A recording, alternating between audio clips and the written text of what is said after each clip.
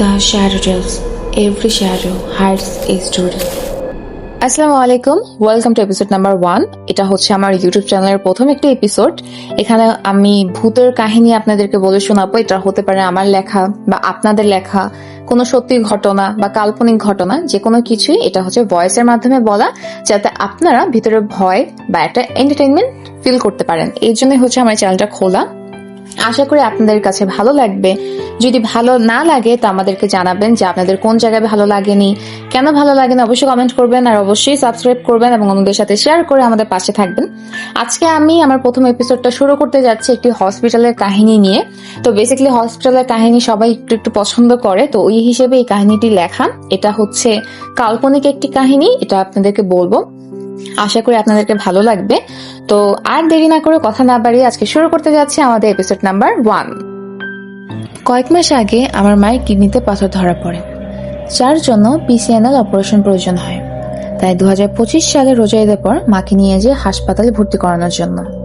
এই অপারেশনের জন্য প্রায় 3 থেকে 4 দিন হসপিটালে থাকতে হয়। যেদিন মাকে ভর্তি করানো হয় সেদিন রাতেই তার অপারেশন ছিল। ঢাকার একটি প্রাইভেট হাসপাতালে মাকে ভর্তি করানো হয়। তার আগে বলে নিই, আমাদের পরিবারে আমরা 3 জন, আমি, বাবা আর মা। পরিবারের সবাই মনে করেন আমি এসব ব্যাপারে একটু অভিজ্ঞ, তাই ভর্তি থেকে শুরু করে ব্লাড ম্যানেজ করা, অপারেশন, রুম খরচ সব দায়িত্ব আমার কাঁধে পড়ে। আমরা মহিলা কেবিন নেই, সেখানে এক রুমে 2 জন রোগী থাকে। মায়ের সাথে আরেকজন রোগী ছিল এবং প্রত্যেক রোগীর সঙ্গে একজন করে অভিভাবক থাকতে পারে। তাই মায়ের সঙ্গে আমি থাকতাম, বাবা রাতে বাসায় চলে যেতেন। অপারেশন আলহামদুলিল্লাহ ভালোভাবে শেষ হয়। এখন পর্যবেক্ষণ ও ড্রেসিং চলবে, তাই হাসপাতালে থাকতে হবে। আমি নিজের বাসা ছাড়া ঘুমাতে পারি না, আর হাসপাতালে তো বিছানাও ছোট, বিছানার পাশে মেঝেতে শুয়ে থাকতে হতো, ঘুম আসতো না। দ্বিতীয় রাতও ঘুম না আসায় আমি রুমের বাইরে বের হই। রুমের বাইরে 2 জন নার্স, একজন খালা আর 4-5 জনের মতো কিছু পুরুষ কর্মচারী বসেছিলেন। কেউ ফোন দেখছিলেন, কেউ আবার চেয়ারে ঘুমাচ্ছিলেন। আমাকে বের হতে দেখে খালা জিজ্ঞাসা করলেন, কি হয়েছে মা, কিছু লাগবে? আমি বললাম, না, ঘুম আসছে না, তাই একটু বের হচ্ছি। খালা আবার বললেন, এই রাতে কোথায় যাবে এখন? আমি জানালাম, একটু বাইরে যাব, হাসপাতালের সামনে দোকানগুলো তো খোলা থাকে, ভাবলাম কিছু কিনে নেই, একটু ঘুরেও আসবো। খালা বললেন, এখন যেও না মা, মাঝরাত হয়ে গেছে। আমি সাহস নিয়ে হেসে বললাম, আমি ভয় পাই না খালা। খালা একটু থেমে হেসে বললেন, ভূতের ভয় পাও? আমি হেসে বললাম, না খালা, মানুষকেই বেশি ভয় লাগে। ভূত তো গল্পেই থাকে, আর এত লোকজনের মধ্যে ভূত কোথা থেকে আসবে? খালা গম্ভীর হয়ে গেলেন, বললেন, মা, তোমরা আধুনিক যুগের ছেলে মেয়ে, শহুরের মানুষ, তোমাদের এসব বিশ্বাস নেই, কিন্তু না ঘটলে বিশ্বাস আসে না। যাও, কিন্তু আমি একটা কথা বলে রাখি, এই বিল্ডিংটা কিন্তু সুবিধার না। প্রয়োজন ছাড়া আমরা কেউ কোথাও যাই না। আর এই বিল্ডিং এর 2য় তলাটা পুরো বন্ধ। একা মাঝরাতে ওদিকে যেও না। আমি কৌতূহল নিয়ে জিজ্ঞাসা করলাম, কেন খালা, 2য় তলাটা বন্ধ কেন? খালা কিছুক্ষণ চুপ করে থেকে বললেন, না তেমন কিছু না মা, ওইটা এখন ব্যবহার হয় না, অনেকদিন ধরে বন্ধ, পুরানো জিনিসপত্র পড়ে আছে। তারপর একটু নিচু সরে যোগ করলেন, বন্ধ জিনিসে শয়তান থাকে। আমি হাসতে হাসতে বললাম, হাসপাতালে এত রোগী, এত কেবিনের জায়গা পাওয়া যায় না, আর এখন পুরো একটা ফ্লোর বন্ধ কেন? খালা তারপর আর কিছু বললেন না, কিছুটা বিরক্ত হয়ে বললেন, এত জানতে চাও কেন? যেখানেই যাও যাও, কিন্তু ভুলেও 2য় তলায় আশেপাশে যেও না। তখন আমি ছিলাম 5ম তলায়। আর কোনো কথা না বাড়িয়ে আমি লিফটের দিকে হাঁটলাম। মনের মধ্যে তখন অদ্ভুত কৌতূহল কাজ করছে, 2য় তলায় কি আছে? খালার কথায় যেন রহস্য আরো মনে গেঁথে উঠল। ভাবতে ভাবতে আমি লিফটে উঠলাম। প্রথমে ঠিক করলাম একবার দেখি 2য় তলাটা কেমন, কিন্তু হঠাৎ মনে হলো না থাক, সকাল হলে দেখা যাবে। তাই গ্রাউন্ড ফ্লোর বেছে নিলাম। তবু মনটা আবার বলছিল 2য় তলায় একবার যাই। ভাবতে ভাবতে আমি গ্রাউন্ড ফ্লোরে এসে পড়েছি। লিফটের সামনে হাসপাতালের ওয়েটিং রুম, সেখানে অনেক রোগীর পরিবারের লোক বসে আছেন। হাসপাতাল আর মার্কেট এমন এক জায়গা যেখানে মানুষের অভাব হয় না। কে জানে কত রকম রোগী, কত রকম কষ্ট নিয়ে এখানে সবাই আছে। প্রত্যেকে বাঁচতে চায়, দীর্ঘ জীবন চায়, কিন্তু আশ্চর্য, সুস্থ থাকতে কেউ চেষ্টা করে না। সবাই অসুস্থ হলে দৌড়ায় ডাক্তারের কাছে। আমি মনে মনে ভাবছিলাম, বাংলাদেশে ভালো ডাক্তারই বা কয়জন আছে? অনেকে তো কেবল টাকার পিছনে, কয়জন বা রোগীকে মন দিয়ে দেখে, তারপর তারিখের পর তারিখ দেয়, কিন্তু সত্যিকারের চেষ্টা করে না সুস্থ করার জন্য। এইসব ভাবতে ভাবতে আমি হাসপাতালে বাইরে চলে এসেছি। সামনে চায়ের দোকান খোলা, ওষুধের দোকানও খোলা। ভাবলাম এক কাপ চা খাই। আজকের আকাশ একদম অন্ধকার, মনে হচ্ছে অমাবস্যা। হঠাৎ মনে পড়লো এই সময় ভূত এফএমের ভৌতিক গল্প অনেক শুনেছি। মনে মনে ভাবলাম একবার যদি দ্বিতীয়তলা যাওয়া যেত। ঠিক তখনই দোকানদার বলল, আপা নেন আপনার লাল চা। চায়ের কাপটা হাতে নিয়ে এক চুমুক দিতেই বুঝতে পারলাম চিনি কম। বললাম, উফ মামা, চিনি তো একদমই দেন নাই। মামা অবাক হয়ে বললেন, কি বলেন আপা, 1.5 চামচ চিনি দিছি। আমি বললাম, আমাকে 2 চামচ দিতে হবে। মামা একটু হেসে বললেন, আপা এত চিনি খাওয়া ভালো না।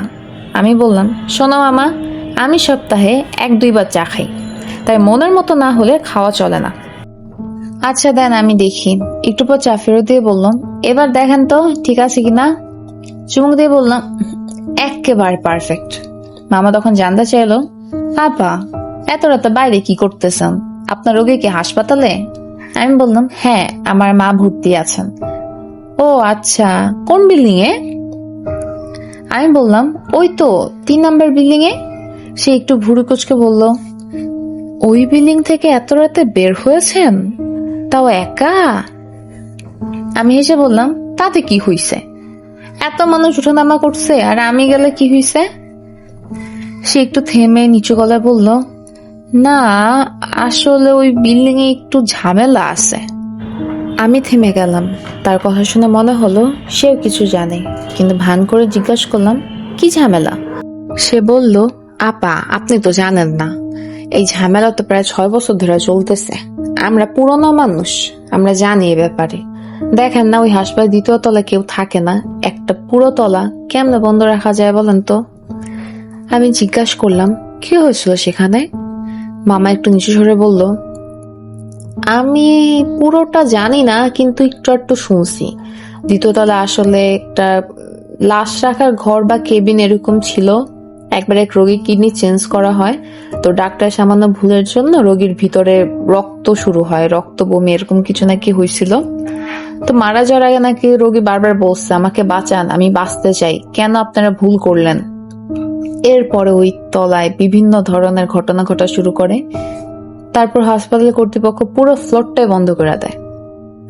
আমি হেসে বললাম, দারুণ গল্প মামা, এগুলো তো ভূত এফএম প্রেত কথার মতো, আসল জীবনে এমন হয় নাকি? মামা কাপে চা ঢালতে ঢালতে বলল, আমি যা শুনছি তাই বললাম, মানবেন কি না সেটা আপনার ব্যাপার। চা শেষ করে আমি জিজ্ঞাসা করলাম, কত টাকা? 60 টাকা। 4 টাকা দিয়ে আবার রওনা দিলাম কেবিনের দিকে। লিফটে ডেকে নিচে দাঁড়িয়ে আছি। লিফট আসতেই ভেতরে ঢুকে পড়লাম। ভাবলাম এখন যাত্রা পথে 2য় তলাটাকে একবার দেখে যাব, তারপর কাল সকালে বেলায় ভালোভাবে দেখে নিব। লিফটে উঠে 2য় তলার বোতামটা চাপলাম, কিন্তু অবাক হয়ে দেখি 2য় তলার বোতামটাই বন্ধ। যতবার চাপি কাজ করে না। মন খারাপ হয়ে ভাবলাম, থাক কাল সকালেই যাই। তারপর 5 নম্বর তলায় সিলেক্ট করলাম। লিফট চলা শুরু করলো। আমি ফোনের দিকে তাকিয়ে দেখি রাত 3টা বাজে। আমি বের হয়েছিলাম 2:15-তে। ঠিক তখনই লিফটের আলো নিভে গেল, পুরো লিফট থেমে গেল। ভাবলাম হয়তো বিদ্যুৎ চলে গেছে, হাসপাতাল তো জেনারেটর সংযুক্ত, একটু পরে হয়তো আসবে। কিন্তু 2 মিনিট, 3 মিনিট, 5 মিনিট কেটে গেল, কোনো আলো নেই। আমি ফোনের টর্চ লাইট ধরালাম। অন্ধকার লিফটের ভেতর যেন দম বন্ধ করা লাগছে। হঠাৎ ভয় কাজ করতে শুরু করলো। আমি লিফটের দরজা ঠক ঠক করে ধাক্কাতে লাগলাম। হেল্প, কেউ আছেন? দরজাটা খুলুন। ইমার্জেন্সি বোতাম টিপলাম, কলের বোতাম চাপলাম, কোনোটাতে সাড়া নেই। ঠিক তখনই লিফটের আলো হঠাৎ জ্বলে উঠল। আমি তাকিয়ে দেখি ডিসপ্লেতে লেখা 2nd ফ্লোর। এক ঝাঁকুনিতে লিফট উপরে উঠতে গিয়েও থেমে গেল। আমি তাড়াতাড়ি দরজা খোলার বাটন টিপতে লাগলাম। ধীরে ধীরে দরজাটা খুলতে শুরু করলো, আর আমি দেখতে পেলাম লিফটের সামনেই সেই দ্বিতীয় তলা। চারপাশ ঘুটঘুটে অন্ধকার। মনে নেই তখন ভয় না কৌতূহল কাজ করছিল। শুধু অনুভব করছিলাম আমার নিঃশ্বাসের শব্দটাও খুব জোরে শোনা যাচ্ছে। ঠিক সেই মুহূর্তে আবার আলো নিভে গেল। এবার সত্যি ভয় পেয়ে গেলাম। একটা হাসপাতালের লিফট 10 মিনিট আটকে থাকা স্বাভাবিক নয়। তারপর কেউ চেক করতে এলো না। হৃদস্পন্দন বাড়ছিল, আর ঠিক তখনই আলো আবার জ্বলে উঠল, আর লিফটের দরজা পুরোপুরি খুলে গেল। লিফটের দরজা খুলতেই আমি ধীরে ধীরে বাইরে বের হলাম। সামনে ঘুটঘুটে অন্ধকার, এতটাই ঘন যে লিফটের আলোটুকুই শুধু আমাকে বাঁচিয়ে রাখছে। সে আলোর সামান্য দেখা গেল সামনে একটা দরজা, যেটা মনে হয় আটকে আছে। আমি দরজার দিকে তাকিয়ে থাকতে না থাকতেই লিফটের দরজা ঝট করে বন্ধ হয়ে গেল।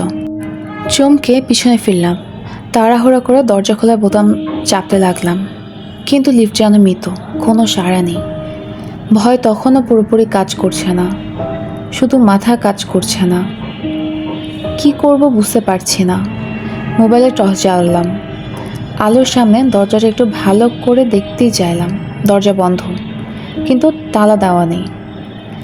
একটা সাধারণ হাসপাতালের কাঁচ ঢাকা দরজা, যেমনটা আমরা প্রায় দেখি। আমি দরজার সামনে গিয়ে ভেতরটা দেখার চেষ্টা করলাম। মোবাইলের আলোর বেশি দেখা যাচ্ছিল না, তবে যতটা বুঝলাম ভেতরে কয়েকটা কেবিন রুম, সামনে একটা রিসেপশনের ডেস্ক। সব রুমে দরজা বন্ধ, কিন্তু একটা রুমে দরজা খোলা। ঠিক তখনই চোখে পড়ল ওই খোলা রুমটার ভেতরে যেন একটা ছায়া নড়ছে। আমি চোখ কুঁচকে ভালো করে দেখতে চাইলাম। দরজার একদিক থেকে অন্যদিকে দেখার চেষ্টা করলাম। ঠিক তখনই ঠাস করে রুমের দরজাটা জোরে বন্ধ হয়ে গেল। চমকে উঠলাম। ভয় না লাগলো, বুকের ভেতর কিছু একটা ধক করে উঠল। ভাবলাম এখনই এখান থেকে চলে যাওয়া উচিত। আমি সিঁড়ির দিকে হাঁটতে লাগলাম, কিন্তু অদ্ভুত, সিঁড়ি কোথায়?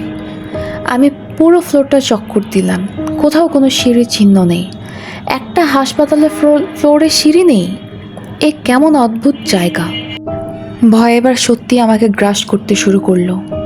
আমি আবার লিফটের কাছে ফিরে এসে দরজা খোলার চেষ্টা করলাম, কিন্তু কাজ করছে না। লিফটের স্ক্রিনে লেখা 2nd ফ্লোর, এবং সেটি নড়ছেই না। মাথা ঘুরে যাচ্ছিল। আমি বারবার শুনেছি ভূত এফএম, প্রেত কথা, তো এমন এমন অনেক ধরনের ঘটনা। আজ বুঝতে পারছি সেগুলো কতটা বাস্তব হতে পারে।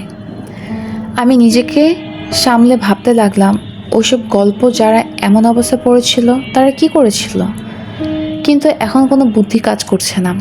ঠিক তখনই সেই বন্ধ দরজাটা অচমকা খুলে গেল। আমি জমে গেলাম। ভয়, অবিশ্বাস আর বিভ্রান্তি সব মিলিয়ে বুক কাঁপছিল। অন্ধকার ফ্লোরে দাঁড়িয়ে বললাম, কে আছেন ওখানে? যদি কেউ থাকেন সামনে আসুন, আমি ভিতরে যাচ্ছি না। দয়া করে আমাকে আমার রুমে যেতে দিন। জানি না কেন এই কথাগুলো আমার মুখ থেকে বের হচ্ছিল, কিন্তু আমি থামতে পারছিলাম না। আমি মোবাইলটা তুলে ভিডিও রেকর্ড শুরু করলাম, কিন্তু স্ক্রিনে কিছুই ধরা পড়ল না। ভেতরে যাওয়া উচিত নয় তা জানতাম, তবু মনে হলো একবার না দেখলে শান্তি পাবো না। আমি ধীরে ধীরে দরজার দিকে এগোলাম। দেখলাম ওই রুমের দরজা এখন খোলা, আর ভিতরে একটা কালো লম্বা ছায়া রুমের দরজার সামনে দাঁড়িয়ে আছে। ছায়াটা মানুষ আকৃতির, কিন্তু মুখ নেই, চোখ নেই, শুধু এক লম্বা কালো অবয়ব। আমি তাকিয়ে থাকতেই সেই ছায়াটা ধীরে ধীরে ঘুরে রুমের ভিতর ঢুকে গেল। অজান্তে আমি তার পিছু নিলাম। মনে হচ্ছিল আমি নিজে নিয়ন্ত্রণে নেই। আমি দরজা খুললাম, আমি ওদিকে যাওয়া শুরু করলাম। রুমের ভিতরে ঢুকে দেখি 2টি বেড আর এক পাশে একটা বারান্দা। বারান্দার পর্দা বাতাসে দুলছে, আর তার পাশেই সেই ছায়া অবয়বটা দাঁড়িয়ে আছে। আমি যেন ওর আকর্ষণে টেনে যাচ্ছিলাম, 1 পা 2 পা করে ওর দিকে এগিয়ে যাচ্ছিলাম। ঠিক তখনই ফোন বেজে উঠল। আমি চমকে উঠলাম। ফোনের স্ক্রিনে দেখলাম আম্মু কলিং। কল রিসিভ করতে মায়ের গলা। কোথায় তুই? রুমে নেই কেন? আমার তো স্যালাইন শেষ হয়ে আসছে, নার্স লাগবে। আমি কাপা গলায় বললাম, আমি আছি আম্মু, দ্বিতীয় তলায় আছি। মা বিস্মিত গলায় বললেন, দ্বিতীয় তলায়? তুই এখানে কি করিস? তাড়াতাড়ি আয়। আমি আসছি মা, আমি আসছি। এ বলে ফোনটা কেটে উপরে তাকাতেই সেই অবয়বটা একদম আমার সামনে। আমাদের মধ্যে ফারাক 2 ফুট এরকম, একটা কালো লম্বা ছায়া, যার মুখ নেই, চোখ নেই, কিন্তু চেহারা বোঝা যাচ্ছে। কিন্তু উপস্থিতিটা তার এত ভারী, এত ভয়ের, যেন শ্বাসই বন্ধ হয়ে আসছে। ওর গায়ে হাসপাতালে অপারেশনের ড্রেস, হালকা হালকাভাবে মুখে শুকনো রক্তের দাগ, আর শরীর থেকে ভয়ানক ভোটকা মিশ্রিত দুর্গন্ধ আসছে। আমি হঠাৎই ঘুরে দাঁড়িয়ে চিৎকার করে উঠলাম আর বললাম, লা ইলাহা ইল্লাল্লাহ, বলে দরজার দিকে দৌড় দিলাম। এ কি, দরজা বন্ধ। ধাক্কা দিলাম, খুলছে না। পেছন থেকে আস্তে আস্তে পায়ের শব্দটা, ছায়াটা এগিয়ে আসছে। আমি মরিয়া হয়ে দরজা ধাক্কাচ্ছি, চিৎকার করছি, কেউ সাড়া দিচ্ছে না। শেষমেশে হাঁটু গেড়ে বসে পড়লাম, চোখ বন্ধ করে কানে হাত দিলাম। মুখে আসছে কেবল আয়াতুল কুরসি, তাও ঠিকমতো বের হচ্ছে না। আউযুবিল্লাহি মিনাশ শাইতানির রাজিম। কিন্তু ভয় এতটাই প্রবল, বাক্যগুলো ঠিকমতো উচ্চারণ করতে পারছিলাম না। ঠিক তখনই কানের পাশে একটুখানি আজানের শব্দ ভেসে এলো, দূর থেকে, খুব মৃদু কিন্তু স্পষ্ট। আমি ধীরে ধীরে চোখ খুললাম, দেখলাম লিফট চলছে। আমি উঠে দাঁড়ালাম, দরজা ধাক্কা দিতেই দরজা খুলে গেল। লিফটের সামনে গিয়ে দেখি লিফট এখন 7ম তলায়। ডানে তাকিয়ে দেখি এবার সিঁড়ি আছে, যে সিঁড়ি আমি কিছুক্ষণ আগেও পাইনি। আমি ছুটে সিঁড়ি বেয়ে 5ম তলায় উঠলাম। রুমে গিয়ে দেখি নার্স আমার মায়ের স্যালাইন বদলাচ্ছে। মা জিজ্ঞাসা করলেন, এত দেরি হলো কেন?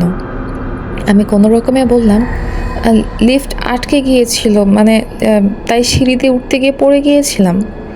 মা কিছু বুঝলেন না, আমি আর কিছু বললামও না। সারা রাত ঘুম আসেনি, মাথার ভেতর শুধু ঘুরছে সেই ছায়ামূর্তির মুখখানি। পরের দিন সকাল 9টার দিকে মায়ের ওষুধ আর নাস্তা আনতে নিচে নামলাম।